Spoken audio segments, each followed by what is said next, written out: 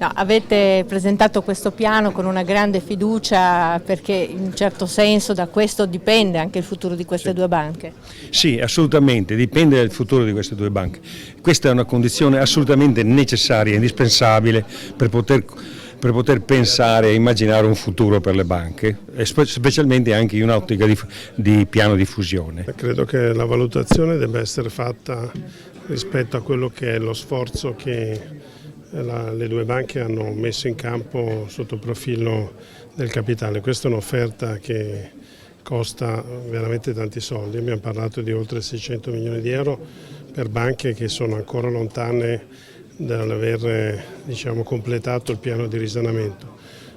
Credo che sia un'offerta che, considerando il punto di partenza e soprattutto considerando il fatto che le azioni rimangono in capo ai singoli soci, quindi non perdono titolarità del loro investimento, possa essere accolta positivamente come un segno forte e concreto di attenzione nei loro confronti e di discontinuità rispetto al passato. Poi comunque le azioni mi rimangono, quindi ho tutto l'interesse che la banca si rinnovi, rinasca, diventi addirittura una banca 4.0 per usare un termine che va di moda, e che quindi le mie azioni valgano.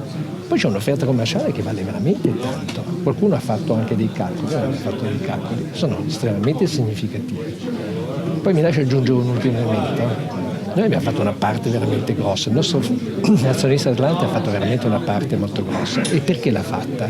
Perché ritiene che questa sia una cosa estremamente importante per questo territorio. Allora anche il territorio dovrebbe fare qualche cosa per il bene di tutti, no? Non le pare? Riteniamo che questa sia una vera partenza per provare con grande forza e determinazione a riportare a casa i 75.000 soci che ci stanno adesso ascoltando e stanno vedendo anche questa intervista.